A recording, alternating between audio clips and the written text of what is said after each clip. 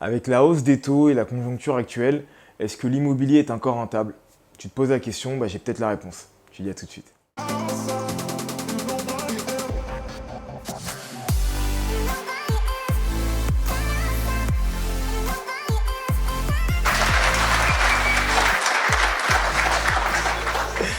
Plus sérieusement. Salut à toi ambitieux, salut à toi ambitieuse et bienvenue sur cette chaîne qui est la tienne, YBA Courtage. Et je me présente, Roméo, je suis courtier en prix immobilier, je suis également formateur et marchand de biens dans le cadre de l'immobilier. Et le but de cette chaîne, il est simple, c'est de donner un coup de pied aux fesses pour que tu te lances réellement. D'accord? Donc quand tu regardes cette vidéo, quand tu regardes ces vidéos, c'est pour te lancer. Si ce n'est pas le cas, passe ton tour, ne t'arrête pas sur la vidéo, continue à scroller les autres vidéos qu'il peut y avoir sur les autres chaînes. Il y a pléthore de chaînes qui parlent d'immobilier. Ici, c'est pour des ambitieux qui ont pour objectif de se lancer.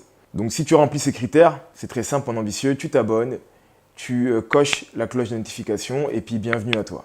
Avant de démarrer cette vidéo où nous allons parler d'immobilier, tu l'as bien compris, je tenais à vous remercier, vous faire plus de 1000 merci même d'ailleurs, parce qu'aujourd'hui, ça y est, on a atteint réellement et dépassé le cap des 1000 abonnés. Donc je tenais à vous remercier 1000 fois, plus exactement 1200 fois même, de booster la chaîne, de partager, de commenter, de liker, de donner vos avis. C'est le but de cette chaîne, on grandit ensemble. Donc voilà, vraiment 1000 merci à vous mes ambitieux, 1000 merci de me permettre d'être de plus en plus visible. C'est beaucoup de travail et c'est grâce à vous, donc merci. Bon ça y est, les salutations sont faites, maintenant tu sais qui je suis et ce que je fais. On va parler de la rentabilité de l'immobilier avec cette hausse des taux et cette conjoncture actuelle. Pourquoi je fais cette vidéo? Parce que j'ai des échanges des fois avec des personnes qui m'appellent gratuitement sur les liens qui sont juste en bas. Donc d'ailleurs, merci à vous de jouer le jeu. Continuez à m'appeler une quinzaine de minutes et ça totalement gratuitement. Et donc ces personnes, des fois, se posent la question et me demandaient oui, mais avec la hausse des taux, la situation actuelle, est-ce que c'est encore intéressant et rentable d'acheter de l'immobilier? Est-ce que je ne devrais pas attendre? Donc je me suis dit que naturellement j'allais donner mon regard de courtier, mais également mon regard d'investisseur sur la situation. Je précise, c'est mon regard. Et bien sûr, si tu as un avis qui est contraire au mien et à celui-ci, n'hésite pas à me le faire paraître et le partager à tout le monde sur la page. Donc du coup, la vidéo va se décomposer de la manière suivante.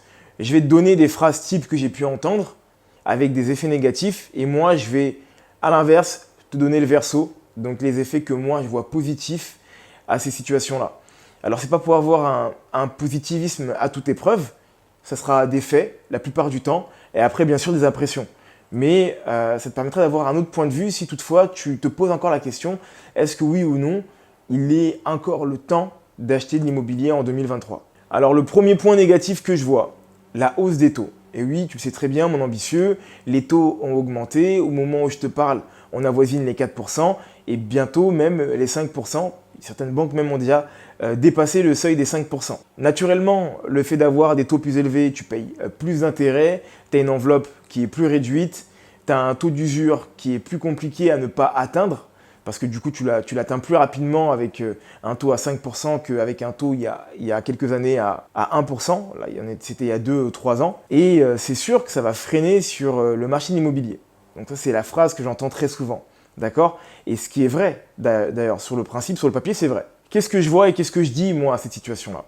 La première chose, c'est que mon ambitieux, le business s'est fait et des gens se sont enrichis dans l'immobilier, ont fait leur fortune, ont fait des fortunes familiales, d'accord? Se sont protégés, ont protégé les leurs bien avant que les taux baissent, bien avant 2015, bien avant 2013. À l'époque, une époque que je n'ai pas connue d'ailleurs, les taux étaient à 14, 15%. Sans aucun problème. J'ai eu l'occasion de rencontrer un ou deux clients qui n'avaient jamais renégocié leur taux, qui avaient des taux encore à 12% et ça en 2018. Donc la première chose que j'ai envie de te dire, c'est qu'il y a des affaires qui se sont faites avant et des affaires qui se feront maintenant et demain. Les taux n'ont jamais été un frein pour le business. C'est pas vrai. Tu fais peut-être moins d'argent, je peux l'entendre, et encore, parce que je vais donner mon autre argument derrière, mais même si tu fais moins d'argent, tu fais quand même de l'argent. Donc mieux vaut faire un petit peu de quelque chose qu'un grand rien du tout. L'autre point que j'ai envie d'avancer auprès de toi, c'est le suivant. Tu fais de l'investissement locatif. Tu sais très bien que la peur bleue de l'investisseur locatif, enfin l'une des peurs bleues, c'est de générer énormément d'impôts. Parce que la vraie peur bleue, c'est de faire un mauvais investissement. Donc, tu vas passer par plusieurs mécanismes pour pouvoir payer le moins d'impôts. Tu as la SCI à l'IS, tu as les travaux qu'on connaît très bien, mais tu as également un autre point qui est important, ce sont les intérêts. Parce que tu peux déduire les intérêts que tu as sur tes investissements locatifs. Donc ça signifie, oui, tu as une augmentation des taux, mais tu as également une augmentation mécanique de ton déficit que tu vas créer. Alors pour les pointilleux, ça va dépendre si tu vas déclarer sur le réel ou non. Parce que si tu déclares pas sur le réel, l'augmentation de tes intérêts n'aura pas réellement d'impact sur ta déclaration finale. Deuxième phrase que j'entends très souvent, donc la numéro 2, c'est les normes DPE vont bloquer les projets d'investissement parce que maintenant tu ne peux pas louer lorsque tu as une note inférieure à F, si je ne me trompe pas, depuis juillet 2022. Donc là, une fois de plus, j'ai envie de te dire que oui, effectivement, mon ambitieux, cette nouvelle règle, ces nouvelles normes écologiques ont un frein qui va être réel. Parce que maintenant, des appartements, des maisons qui sont mal classés ne peuvent plus être propres à la location. Ça, c'est une réalité. Et je suis totalement d'accord avec toi sur ce point-là. Toutefois, ce que j'ai envie de rajouter à ça, premièrement, ce qui est pertinent de connaître et de savoir, la hauteur des travaux pour pouvoir augmenter la note. Deuxièmement, l'autre point qui me vient aussi à l'esprit, c'est n'oublie pas, en augmentant la note à travers les travaux, tu augmentes également ton déficit foncier si c'est du foncier, ou qui va augmenter ton déficit à travers ton loueur meublé non professionnel, donc du coup ton LMNP qui va te permettre d'anéantir ou de réduire tout simplement ta fiscalité. L'autre point que je vois de positif, c'est que malheureusement, il y a des personnes qui ne peuvent pas assumer les travaux de ces normes qui sont demandées et donc du coup vont mettre leurs biens en vente à un certain prix, d'accord ? Peut-être au rabais, en tout cas à un prix inférieur qui normalement ils ne l'auraient pas mis si le bien était louable. Je viens de te dire que c'est également un argument qui va te permettre à toi de pouvoir négocier tes futurs projets.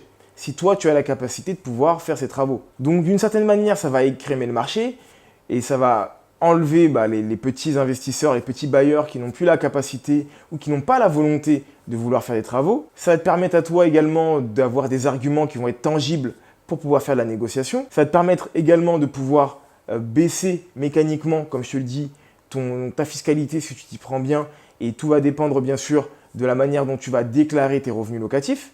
Donc en réalité, selon moi, oui, c'est un point qui est embêtant, mais comme tu peux le voir à travers la liste non exhaustive que je viens de te donner, ça te permet quand même de pouvoir faire plein de choses. Ensuite, ce que j'entends souvent, c'est du coup les normes HLSF et les refus de prêts immobiliers qui ont augmenté, un vrai pic. Ça, c'est une réalité aussi totalement, je le vis en tant que courtier. Il est plus compliqué de faire financer un projet aujourd'hui qu'en 2018 ou en 2019, où c'était vraiment le Far West. Et apparemment, les années précédentes, 2012-2013, c'était encore pire. Le point qu'il faut comprendre et le point positif à cette situation-là, c'est lequel? Selon moi, les personnes qui souhaitent acheter et qui ont un refus ont toujours le même besoin, avoir un toit. Donc si elles ne peuvent pas acheter, elles vont se tourner vers la location. Donc lorsqu'elles vont se tourner vers la location, il y a cet effet boule de neige qui va rendre le parc locatif plus rare, plus restreint, et mécaniquement, tu vas pouvoir augmenter tes loyers en fonction de la demande. En tout cas, tu vas être encore beaucoup plus regardant, et vu que tu auras plus de choix sur le nombre de personnes qui souhaitent louer un appartement, en tout cas avoir un toit. Donc ça devient un marché qui est très porteur pour les bailleurs. C'est plus compliqué, je l'admets, pour les personnes qui n'ont pas encore acheté, mais ça reste possible malgré tout. Et que ce soit une famille ou un couple n'ayant pu acheter mais étant le besoin, regarderont peut-être avec un œil moins méticuleux, non pas la qualité du bien, mais son espace. D'accord? C'est-à-dire que si peut-être ils voulaient un F4, ils se contenteront d'un F3 et vice-versa. Parce qu'ils vont devoir partir sur la capacité de leur porte-monnaie en fait. Et ça, c'est une réalité aussi. Bon, mon ambitieux, si jusqu'à présent tu as apprécié, tu mets un like, tu commentes si tu es d'accord ou pas d'accord avec moi. Et je t'invite à rester jusqu'à la fin parce que en discutant avec toi à l'instant, je viens d'avoir aussi un autre élément que je trouve important concernant la première phrase que je t'ai dit tout à l'heure, qui était l'augmentation des taux. La conjoncture actuelle devient de plus en plus compliquée, les acheteurs ont de plus en plus de refus, donc ce qui risque de se passer, c'est une baisse du prix de l'immobilier. Alors moi, j'ai envie de te poser comme question, déjà dans quel secteur il va y avoir cette baisse? Est-ce que c'est dans le neuf? Est-ce que c'est dans l'ancien? Est-ce que c'est dans les demeures? Est-ce que c'est dans les petites surfaces? Ça, c'est déjà une première question qu'il faut se poser. Parce que le marché de l'immobilier, il est très hétéroclite. Donc du fait qu'il soit très hétéroclite, ce qui se passe, c'est que un marché peut être bouché pendant qu'un autre commence à s'ouvrir. Un marché peut être plus compliqué pendant qu'un autre peut devenir plus simple par rapport à ça. Moi, ce que je pense par rapport à cette situation, c'est la suivante. Il y a une réalité, effectivement, si tu as moins d'acheteurs, mécaniquement, à un moment, il va falloir faire un choix.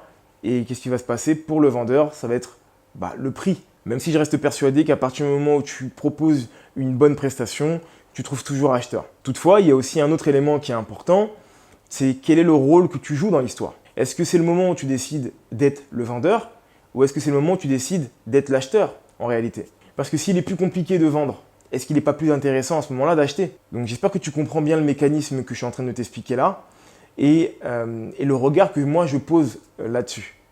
Alors tu me diras, du coup, pour pouvoir acheter, il faut avoir sûrement la capacité. Là-dessus, c'est à toi de faire le job. Ou toutefois, en tout cas, je t'invite à cliquer sur les liens en bas si tu as des questions et pour qu'on puisse définir peut-être un plan tous les deux par rapport à ta situation. Et pour finir, le dernier point que je voulais évoquer avec toi concernant le point numéro 1, qui était donc du coup l'augmentation des taux et le regard négatif qu'on pouvait poser là-dessus, il y a un point qui est important et que beaucoup d'investisseurs oublient, c'est que les gens restent focalisés sur le cash flow. D'accord? Donc ils te disent, oui mais maintenant que les taux sont à 4%, je vais pouvoir faire moins de cash flow qu'avant. Et je suis d'accord, ça c'est mécanique. Si avant tu pouvais emprunter à 1% et louer ton appartement à 700 euros, si aujourd'hui tu dois emprunter à 4% pour pouvoir louer ce même bien à 700 euros, même si comme je te dis tout à l'heure dans dans la phrase numéro 3 ou numéro 4, l'augmentation des demandeurs de location fera que tu pourras peut-être augmenter un peu plus ta location avec une prestation qui correspond aussi à ce coût augmenté. Le point qui est important et qu'il ne faut pas oublier, c'est que je génère moins de cash flow. Oui, je suis quand même positif en 1 et en 2, je continue à amortir. Ça, c'est un point qui est important. Ça, c'est le double effet qui se coule. Donc, en plus d'avoir de l'argent dans ma poche, j'amortis en même temps. Ce qui fait qu'en réalité, tu ne perds pas, tu gagnes moins. C'est un regard différent qu'il faut se poser sur ce type de projet-là. C'est pas oui, je vais perdre de l'argent. Non, je vais moins gagner d'argent. Mais tu gagnes quand même. Voilà mon ambitieux. J'espère que cette vidéo t'aura plu. Si c'est le cas, n'hésite pas à la partager à un grand nombre de personnes, à liker, à mettre des commentaires. En tout cas, c'était un plaisir de pouvoir te donner mon point de vue et échanger avec toi. Encore un grand merci à vous, mes ambitieux, de vous abonner de plus en plus. Je ne sais pas à quel moment tu regarderas cette vidéo et en réalité, peu importe. Tout ce que je peux dire, mon ambitieux et mon ambitieuse, c'est de continuer à croire en toi et à te former. Bye.